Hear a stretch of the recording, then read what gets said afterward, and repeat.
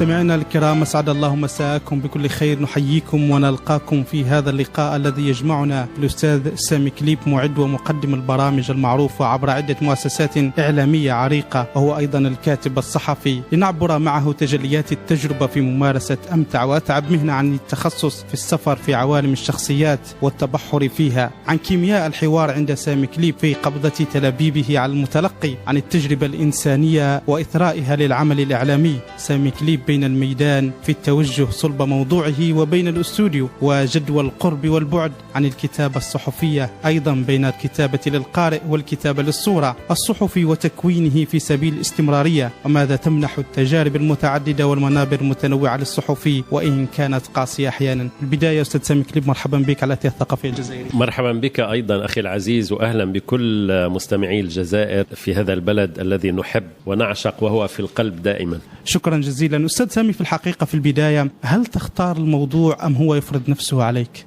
حسب البرامج. يعني حين كنت أقدم في السابق برنامج زيارة خاصة، كنا نختار أناسا بعيدين عن الأضواء أو أثروا في مجتمعاتهم أو في بلدانهم أو لهم قصة إنسانية عاشوها مؤثرة بحد ذاتها، إن كانوا عربا أو غير عرب. الآن في قناة الميادين منذ إطلاقها أقدم برنامج لعبة الأمم، فالموضوع يفرض نفسه غالبا، بمعنى أنه هو حدثي أكثر مما هو تاريخي، ومع ذلك نعود بكثير من الوثائق والمعلومات إلى الماضي، كما فعلنا مثلا في قصة الإسلام في روسيا مثلا. سبب عودة بوتين إلى منطقة الشرق الأوسط لابد من العودة إلى التاريخ والوثائق والكتب، ولكن هنا الموضوع يفرض نفسه. نعود ربما إلى تجربة زيارة خاصة والسفر في عوالم الشخصيات. هل هو اهتمام شخصي كان من سامي كليب أنه يبحث عن الشخصيات، أم هو الظروف والتقسيمات البرامج كانت هي التي أخذته في هذا الاتجاه؟ لا والله، أنا كنت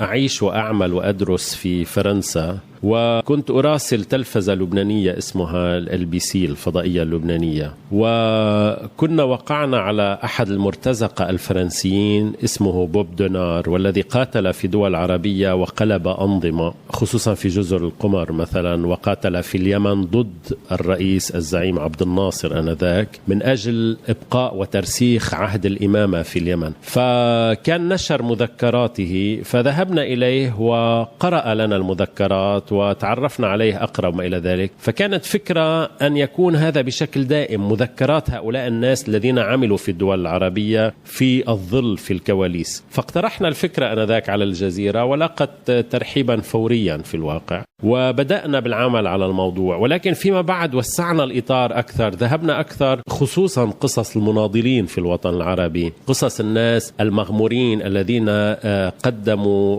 جزءا من حياتهم أساسي لهذا الوطن وباتوا في طي النسيان. فأعدناهم شيئا فشيئا إلى دائرة الضوء، ليس فقط من أجلهم ولكن من أجل هذا الجيل الجديد الذي لا يعرف الكثير عن تاريخنا. وللمؤسف أخي العزيز أنه العرب لا يقرؤون كثيرا التاريخ حتى الحديث. يعني حين تعود 20 عاما إلى الوراء، يعني تلاحظ أنه التاريخ يكرر نفسه، ولكننا لا نتعلم لأننا لا نقرأ جيدا. ثم هناك أناس يستحقون التكريم أكثر من كل السياسيين، اسمح لي بالتعبير، الكذبة الذين يمارسون السياسة اليوم في واقعنا العربي. فكانت الفكرة بهذا الاتجاه. ثم هناك قصص إنسانية، يعني والدة مثلا ابنها في المعتقل الإسرائيلي منذ 20-30 عاما، مثلا رجل اعتقل وأفرج عنه، كان في منطقة العريش وعاد ضريرا، فراح يزرع الأشجار في منطقة في حقل الألغام، انتزع الألغام وراح يزرع فيها شجر الزيتون باللمس مثلا. كل هذه القصص وسعنا الإطار آنذاك، واعتقد أنه البرنامج يعني لاقى صدى إيجابيا في الوطن العربي. هو المعروف أن الإبحار في عوالم الشخصيات والإنسان ذاك المجهول كما يعرف أحيانا أنه من أصعب البرامج. على أي أساس ترتكز في محاورة شخصيتك؟ هل حول التجربة أو الغير معروف أو الأشياء المعروفة؟ يعني كيف تنتزع ما يهم المشاهد؟ يعني أولا أنا بطبعي لا أحب الأشياء المكررة، ولذلك أقرأ الكثير عن الضيف حين نستضيفه في كل البرامج التي قدمت. يعني لا أترك شيئا عن الضيف إلا وأقرأه، إن كان كتبا أو إن كانت صحف أو مقالات أو حتى مقابلات أجريت معه. نحاول أن نشاهد معظم أو نستمع أو نقرأ معظم المقابلات التي أجريت مع الضيف إن كان معروفا، لكي نأخذ شيئا جديدا. أنا هنا أود أن أشير إلى فكرة أنه أنه نحن كإعلاميين عرب المفترض أن نزيد ثقافتنا لكي نحترم المشاهد أو المستمع أو القارئ الذي نتوجه إليه. ولذلك تلاحظ أخي العزيز أنه اليوم في الجيل الجديد من الإعلاميين هناك خواء ثقافي. يعني تلاحظ أنه الصحافي مجرد أن يكون عنده يعني قليل من الحضور يظهر على الشاشة ويصبح هو البطل، وهذا هو المسيء. وحين تحتك به عن قرب تلاحظ أنه مستوى الثقافة أو مستوى المعلومات أو مستوى القراءة ضعيف جدا. لذلك باتت بعض وسائل الإعلام العربية وسيلة للتناحر والتنافر وسفك الدماء أكثر مما هي لتقديم معلومة لشرح موضوع معين. هذا نابع عن قلة الثقافة أولا، وعن الاصطفاف السيء خلف هذا الطرف أو ذاك. وأصبح الإعلام للأسف الشديد مطية لسياسيين هم بالأصل يسيئون إلى دولهم. قبل أن نعود إلى ربما تكوين الصحفي ورؤيتك للصحفيين الجدد، أبقى مع عوالم الشخصيات وقضية الحوار. هل هناك شخصيات أحيانا تفرض نفسها عليك؟ أكيد طبعا. يعني مثلا هناك شخصيات نضالية. أنا عندي ميل طبيعي لكل من ناضل في الدول العربية، لأنه يعني أشعر بأنه كانت هناك محاولات مضيئة في تاريخنا العربي من أجل تحسين هذا الواقع العربي. فالنضال في بعض المرات كان بالكلمة بالفكر. مثلا الدكتور عبد الوهاب المسيري رحمه الله، وكنا نصور معه، وآخر المشاهد أخذناها للأسف الشديد من مأتمه، من وفاته، توفي بعد أسبوع أو أسبوعين من إجراء المقابلة. هناك أيضا من ناضل بالسلاح، من ناضل بالفكر، من ناضل بالموقف، من ناضل بعائلته، يعني من قدم عائلته قربانا على طريق هذا النضال. كل هؤلاء كانوا يفرضون أنفسهم. يعني وأنا إذا بدك يعني كشعور شخصي من أقل المقابلات كنت حماسة لها هم المسؤولون السابقون. يعني مثلا حين كنا نروي قصة رئيس سابق أو رئيس وزراء سابق أو ما، يعني كنت أضطر في بعض المرات أن نقدم قصصهم، لأن تاريخهم في دولهم كان مهما، ولكن ليس بالضرورة إيجابيا. كان مهما حتى بسوئه، كان مهما لكي يعرف المشاهد. ولكن أنا أكثر ميلا لقصص الناس، للقصص الإنسانية الاجتماعية. حتى اليوم نحن في قناة الميادين مثلا، أنا منذ توليت إدارة الأخبار دائما أشدد على زملائي أنه اذهبوا باتجاه الناس أكثر. لا يهمنا تصريح فلان ولا فلان ولا موقف فلان إلا إذا كان فعلا مفصليا. فلنقدم أكثر قصص ناس، لنذهب بينهم إلى البيوت، إلى الفقراء، إلى الناس المهمشين المعذبين. مثلا لو نبقى مع نموذج عبد الوهاب المسيري المفكر الكبير، هنا ربما المثقفين هناك إشكالية. هل تمشي في مسار حياتهم أم في مستوى أفكارهم وكتاباتهم؟ شوف، مسار الحياة في الكثير من المرات يؤثر. يعني أنت حين تروي قصة إنسان معين تعرف كيف ولد وكيف نشأ وفي أي بيئة تربى وكيف سافر وكيف عاد. هذا كله يؤثر على أفكاره. كل واحد منا عنده قصة إنسانية مهمة. حين تقرأ إنتاج الضيف تفهم في لحظة معينة أنه هو أنتج هذا الأمر لأنه عاش أمرا يدفعه بهذا الاتجاه. إذن هو نوع من المزج بين قصة حياته وبين أفكاره. عبد الوهاب المسيري أنا أعتقد أنه هذا هرم من أهرامنا الثقافية. أولا لأنه شرح بالتفصيل العلمي ماذا تعني اليهودية، ماذا تعني الصهيونية، ماذا تعني إسرائيل، وناقض الكثير من الأفكار الموروثة الخطأ. مثلا هو يقول بروتوكولات حكماء صهيون كل العرب بنوا عليها، الكثير من القصص قال غير موجودة، خرافية.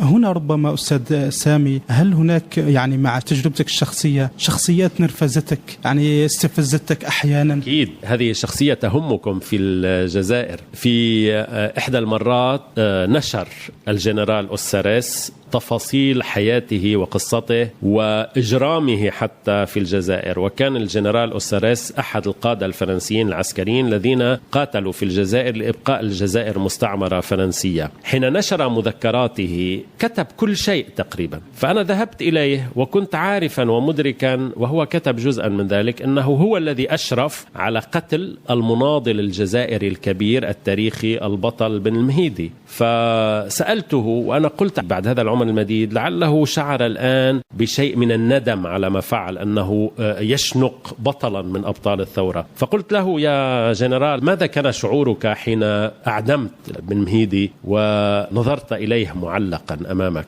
فقال لي شعرت بشيء من الارتياح، بالفرنسية سولاجمون. فأنا خطر ببالي في تلك اللحظة أمرين: إما أكمل الحوار وأبدأ بتأنيبه بطريقتي المعروفة يعني بالإعلام، أو أوقف التصوير وأصفعه وأخرج. لم يكن عندي إلا هذان الشعوران في الواقع. في نهاية الأمر أكملت الحوار معه وبدأت أقول له: ولكن أنت تعرف أنه ما فعلته كان حقيرا، تعرف أنه هذا شيء يعني لك كإنسان كان محتقرا، هذا ليس له علاقة بالأخلاق. وهو كان يبتسم ويكمل الحوار. لذلك أنا أقول إنه المناضلين الجزائريين الذين لم يكتبوا بعد قصة الثورة يجب أن يكتبوها. يجب ألا نقرأ نحن قصص ثوراتنا من أناس كانوا ضد هذه الثورات أو من كتاب غربيين جاءوا إلينا كمستشرقين ولا يزالون ينظرون إلينا كما كان يقول أحد دبلوماسيين ليبيين سابقا، قال: كان عند الأمريكيين الهنود الحمر فأصبح لديهم الآن الهنود السمر عن العرب. فلذلك يعني مثلا أنا الآن نحن في مرحلة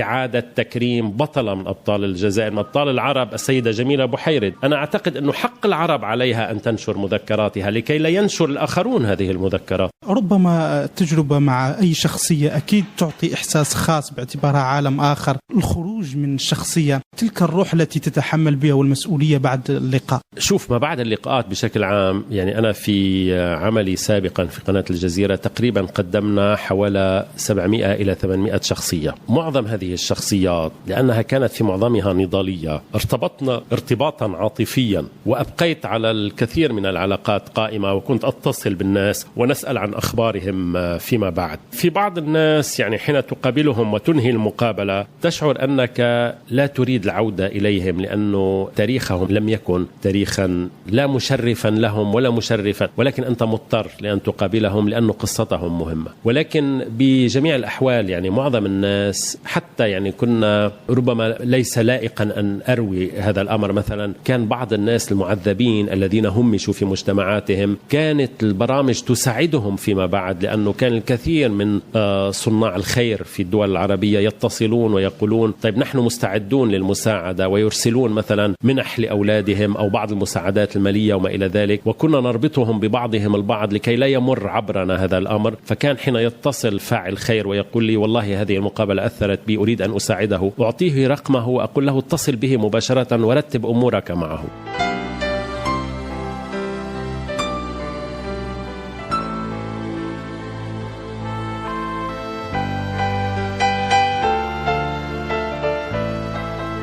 أستاذ سامي كليب، الانتقال من زيارة خاصة أو إلى الميدان إلى الاستوديو ثم بعد هنا في الميادين لعبة الأمم، الفرق بين أن يكون هناك من علق قال: كان رائعا سامي كليب حينما كنا نتبعه وهو يبحر بنا، فعاد مثله مثل الآخرين في الاستوديو نريد شوف، يعني أن تذهب إلى جبال الأوراس، إلى منطقة الأطلس في المغرب، أن تذهب إلى أقاصي اليمن، أن تذهب إلى النباغية في الصحراء الموريتانية، أن تذهب إلى عدن وإلى تعز وإلى كل هذه المناطق الجميلة يعني، وتعود وتجلس في الاستوديو. أنا بشكل عام لا أحب المكاتب ولا أحب الاستوديوهات، حتى يعني حين أعين دائما كنت أعين إما رئيسا للتحرير أو مديرا للأخبار، كنت أكره أني سأجلس في مكتب. أنا أحب الأرض وأحب السفر وأعيش في المطارات، وربما عشت في المطارات وفي الفنادق أكثر ما استخدمت سيارات. ولكن بنهاية الأمر حين أسسنا هذا المشروع الآن حاولنا أن نقدم شيئا جديدا حتى في داخل الاستوديو. يعني مثلا إن كان برنامجي أو البرنامج الأخرى للزملاء نحاول أن نخرج من فكرة أنه يجب أن يتحول برنامج إلى صراع ديكة، بالعكس تماما، نقدم معلومة جديدة، نشرح أكثر، نحاول أن نستضيف أناسا يخبرون يعني ما هي في الواقع تفاصيل أو خيوط لعبة معينة. نخرج من نطاق أنه يجب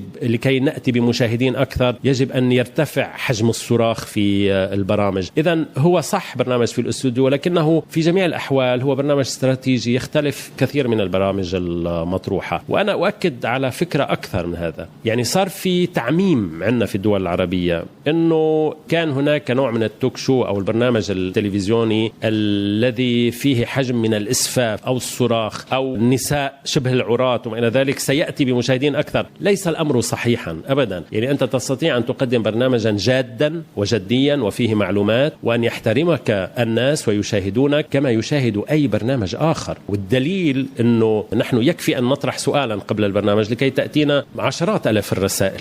ربما أستاذ سامي كليب من خلال هذه التجارب وأنت تكتب أيضا في الصحافة، هناك ظاهرة معروفة أصبحت مؤخرا، الذين يشتغلون في السمع البصري في الإذاعة وفي التلفزيون مقلين في الكتابة. إصرار سامي أن يبقى دائما يكتب. يعني أنا إن شئت لي ترتيبا في الإعلام، أنا أعتبر أن الصحافة المكتوبة هي الأرقى، لأنه هي الأعمق وهي التي تدفعك للقراءة أكثر وللتثقف أكثر. الإذاعة هي الأكثر حميمية، لأنك أنت حين تستخدم الصوت وحضرتك يعني مذيع وتعرف، ويكون الصوت جسرا بينك وبين المستمع، فهناك علاقة حميمية لا تجدها في أي مكان آخر. التلفزيون وهي الوسيلة التي أكرهها أنا شخصيا، يعني أنا أحب الكتابة أكثر من البهرجات التلفزيون، ولا أؤمن بفكرة الستار النجم، يعني أنا أفضل أن يكون ضيفي هو النجم وليس أنا، ولكن التلفزيون هو يفتح لك الأبواب بنهاية الأمر. لذلك أنا مع فتح الأبواب، هو يسهل العلاقات أكثر، ينتشر أكثر. يعني أنت حين تكتب اليوم للأسف الشديد في الصحافة المكتوبة حجم الانتشار محدود، حين تقدم أي معلومة عبر التلفزيون فأنت تضمن ملايين ستصل إليها، ولكن إن شئت شعوري الشخصي أنا أكثر ميلا للكتابة منه للتلفزيون، ولم أصدق يوما، ولذلك أعيش حياتي بشكل طبيعي جدا، لم أصدق يوما أن كل هذه البهرجة في التلفزات لها أي قيمة فعلية.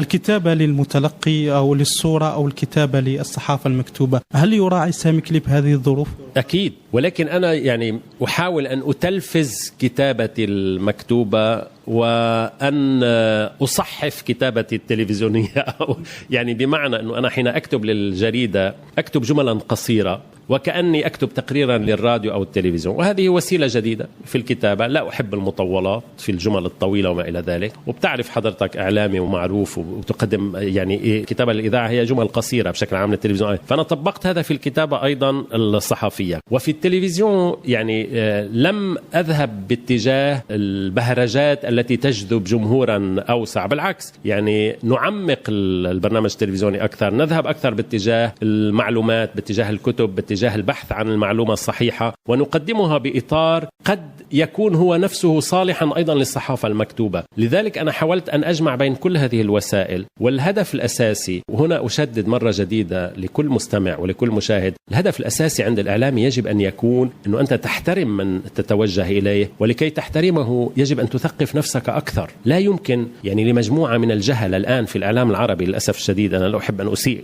لزملائنا في الإعلام العربي، عندك 70% من الذين يقدمون برامج أو إذاعية أو تلفزيونية أو حتى يكتبون في الصحف شبه جهلة، يعني يستند إلى آخر معلومة ويبني عليها. قلما تشاهد صحفيا الآن يقرأ مجموعة من الكتب مثلا قبل أن يقدم شيئا، وحين تشاهدهم على التلفزيون يعني فقط الهدف الوحيد أنه نحن نخلق نوعا من الصراع على التلفزة، فهذا يجلب الجمهور. يعني يذكرني تماما بصراع الديكة على الأرض. أكيد الديكة عندها جمهور، تحب تشوف الناس عم تنام. الملاكمة، نحن الآن أمام برامج ملاكمة تلفزيونية وليس برامج فكرية أو سياسية أو ثقافية. يعني أنا لا أعتقد أنه الصحافي إذا كان يحترم نفسه يجب أن يمارس هذه المهنة إن لم يذهب باتجاه تعميق معلوماته. يعني أنا أقسم لك أخي العزيز أنه كل يوم أقرأ، وأنا من القراء النهمين، يعني أقرأ مجموعة من الكتب في كل أسبوع، أقرأ كل الصحف التي تصدر من المشرق إلى المغرب إلى الدول الغربية، وكل يوم أشعر أكثر من اليوم الذي سبق كم أنا جاهل في المعلومات. فكيف بك إذا كان نمط من الصحفيين هو لا يقرأ إلا آخر ما جاءت به وكالات الأنباء ويبني عليها قصصا وخيالات؟ لذلك أنا لم أرى في حياتي مجموعة من الصحفيين التي تنقل عن مصادر وهمية بقدر ما نشاهد في الصحف العربية مثلا.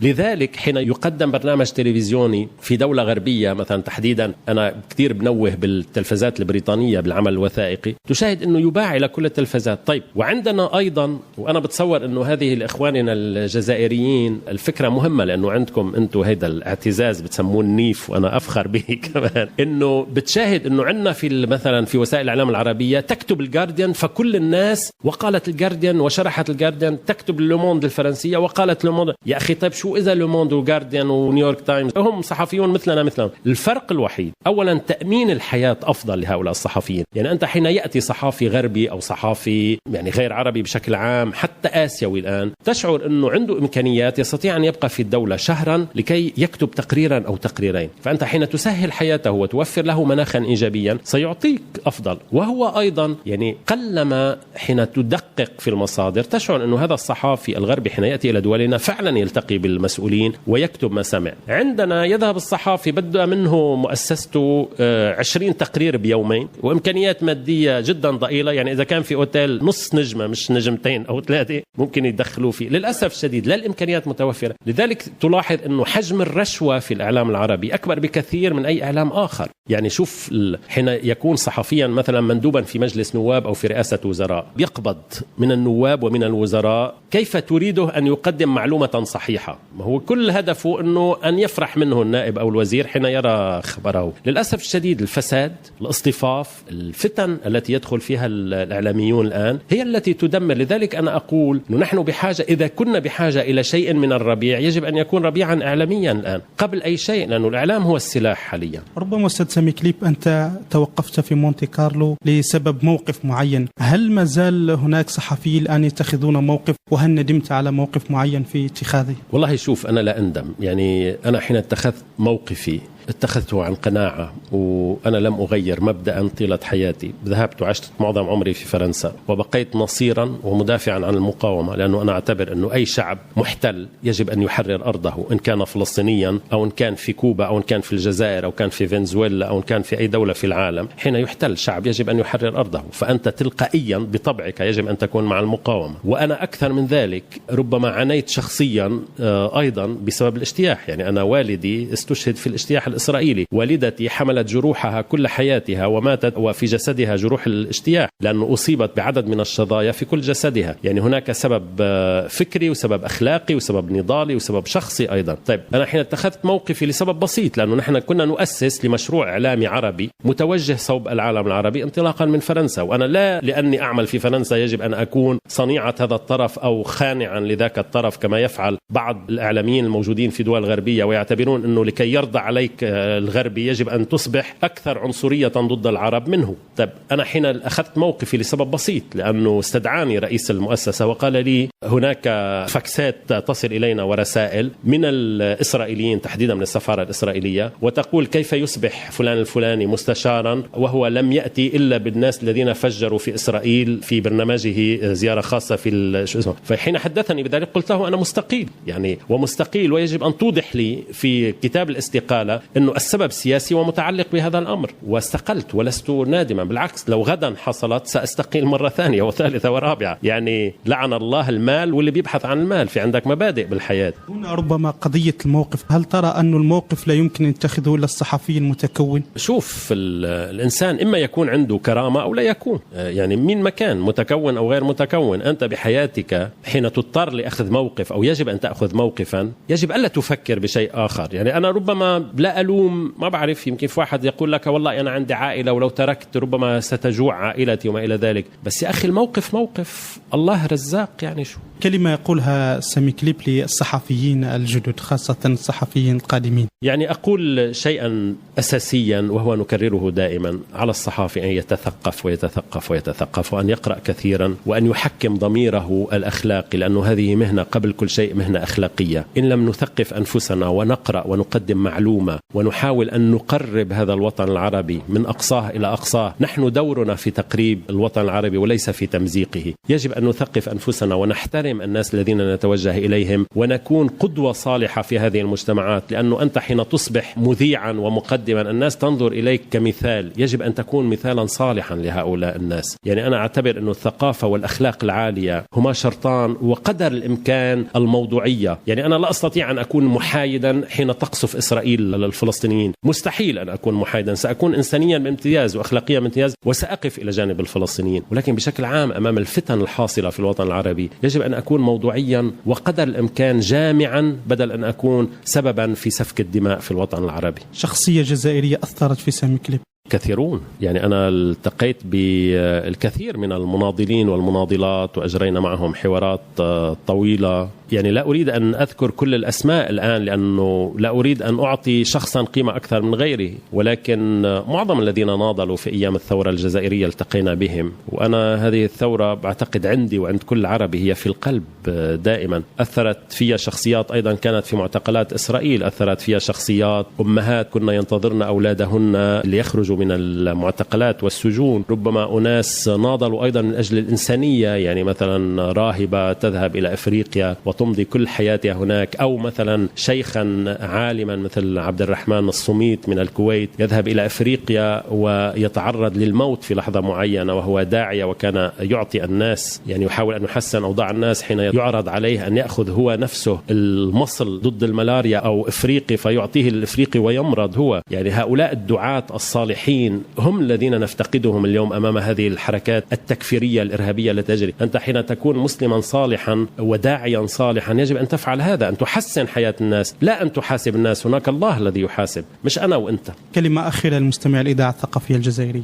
أقول لهم قلبي دائما في جزء منه في الجزائر، وأنا عشت فترة طويلة في الجزائر لمراحل متقطعة، ولا أحب لهذا البلد الجميل ولأهله الطيبين ذوي الكرامة العالية، وأنا دائما أعطي مثالا عن الجزائري، إلا كل الخير وكل السعادة، والجزائر لا تستحق إلا كل ما هو جميل وجيد وخير. شكرا جزيلا لك أستاذ سامي كليب. الشكر موصول لكم مستمعينا الكرام. وفي الأخير يقول أستاذ مرزاق بقطاش: لا يمر علي يوم لا أقرأ فيه ولا أكتب فيه ولا أقف فيه على شوارد الحياة، واليوم الذي لا أقرأ فيه ولا أكتب فيه ويوم أستغفر الله منه. السلام عليكم.